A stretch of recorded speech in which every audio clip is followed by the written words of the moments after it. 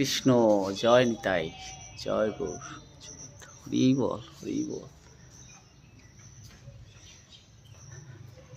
কলসকাঠি ভ্রমণে আসলাম, এবার এই রাজাদের বাড়িতে আমরা ঢুকবো।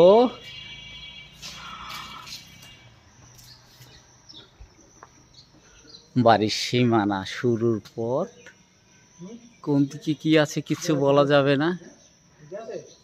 আমাদের জন্মের বহু শত বছর আগেই অনেক কিছু ইতিহাস হয়ে আছে, যেসবের বর্ণনা দেওয়া আমাদের পক্ষে আদৌ সম্ভব না।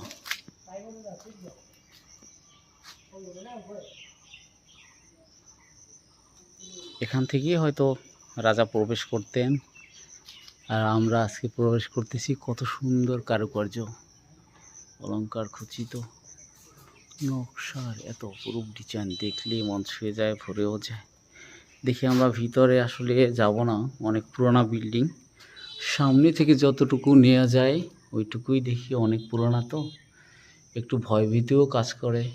হ্যাঁ, ভিতরে থাকতে পারে কোনো বিষধর সাপ বা হিংস্র কোনো প্রাণী। তো যতটুকু স্বচ্ছ এবং পরিষ্কার আছে আমরা ওইটুকুই দেখব। তবে ডিজাইন ছিল খুবই সুন্দর, তাতে কোনো সন্দেহ নেই। তো এবার ভিতরের দিকে যাই।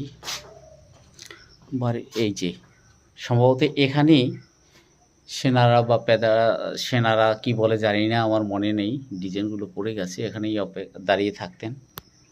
রাজামশাই আসলে তাকে হয়তো বা এখানে তাকে তারা রিসিভ করতেন বা কিছু একটা সময় যে সমস্ত অনুসরণ ছিল সেগুলো হতো। সম্ভবত এই মূল ফটক। এই দেখা যাক, এদিক থেকে আমরা একটু একটু ভিডিওতে দেখানোর চেষ্টা করব। আসলে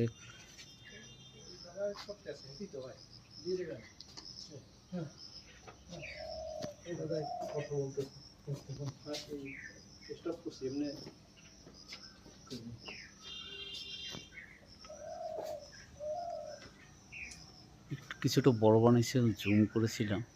আস্তে আস্তে আমরা সবই দেখব। ওই পাশে যাই। যে আমরা ঢুকে হাতের ডানে গেলাম, ডানেই নাকি শুভ হয়, আমরা সেই শুভ দিকে ঢুকলাম। হ্যাঁ, এ তো চমৎকার। আসলে কোথায় কি ছিল জানি না, শুধু দেখতেছি ভিতরে কি আছে, এর কারা কি করছে ভগবান জানে। ডিজাইনগুলো একবার দেখানোর চেষ্টা করি, আর একটু কাছে নিয়ে যাই, একটু জুম করে নিলাম, আর জুম করবো না। এবারে অনেকটা ছোট করে